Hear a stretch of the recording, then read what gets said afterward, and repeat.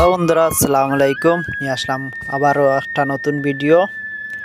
আর আজকের ভিডিওটা অনেক সুন্দর হইব।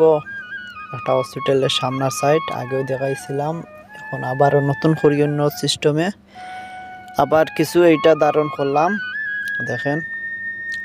আর কাতার বলতে কি, কাতারের সবগুলাই জায়গাগুলো অসম্ভব সুন্দর। আর হয়তো আমার মোবাইল ক্যামেরা ভালো না, এর জন্য আমার ভিডিওগুলো বেশি সুন্দর হয় না, ফুটেজগুলো ক্লিয়ার হয় না।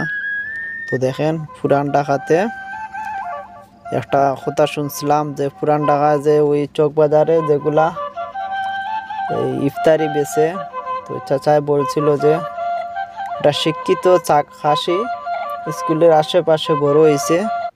খাসিটা এর জন্য এটাই লোক শিক্ষিত খাসির লেগ পিস। আর সেজন্য বলি, আমার চ্যানেলটাও কিন্তু শিক্ষিত চ্যানেল। আমার চ্যানেলটাও কিন্তু কাতার ইউনিভার্সিটির আশেপাশে দিয়েই ভিডিও করা হয়েছে। সবসময় ভিআইপি জায়গাতে ভিডিও করা হয়। তো আমার চ্যানেলটাই হইল কি শিক্ষিত চ্যানেল। সবসময় পাশে থাকবেন আর এরকম কাতারের আকর্ষণীয় জায়গাগুলা দেখাইমো।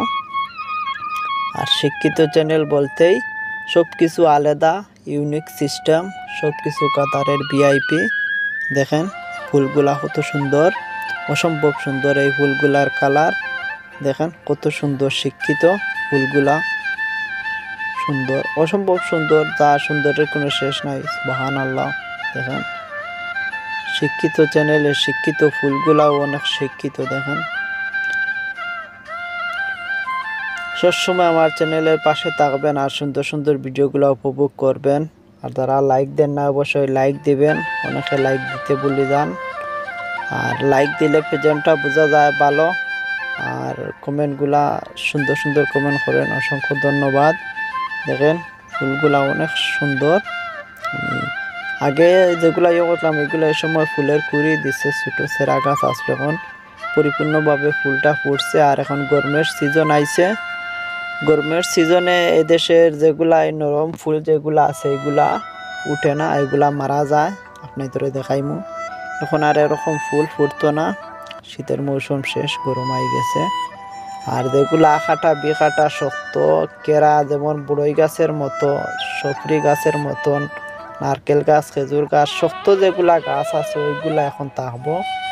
আর এই নরম চরম যেগুলা গাছ আছে সবগুলা খতম, শেষ হয়ে যাইব। দেখেন গরমের দিন আইছে, পানি দিয়েও আর কাজ হইতো না, কারণ টেম্পারেচার অনেক বেশি।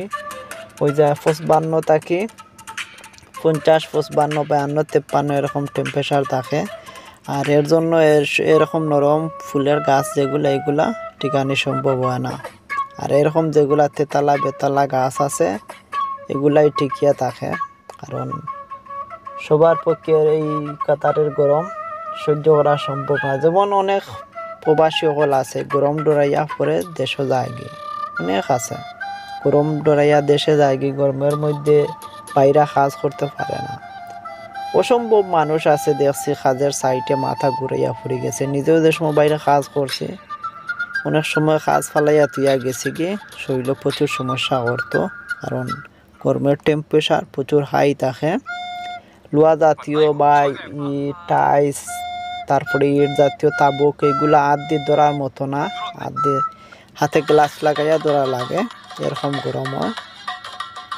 যারা আরব দেশও আছে তারা তো অবশ্যই জানে। আর যারা বাংলাদেশও আছে তো তারা বুঝতে পারতো না যে এখানে মুখে বলিয়া আর কি বোঝানো যাইতো না, যদি স্বচক্ষে না দেখে যে টেম্পারেচার কীরকম গরম থাকে। সব কিছু মোবাইল অটোমেটিক অফ হয়ে যায়। দিনকুর মাঝে খালি জায়গা বা মানে খালি ছাতের নিচে এরকম মোবাইল নিয়ে দাঁড়ানি যায় না। মোবাইল অটোমেটিক টেম্পারেচার আইয়া গরম হয়ে যায়। গাড়ির ভিতরে যদি এসি না চলে সময়, তারপরে মোবাইল অফ হয়ে যায়, অটোমেটিক অফ হয়ে যাইব। তো গরমে এরকম গরম চলে এসব আরব দেশও।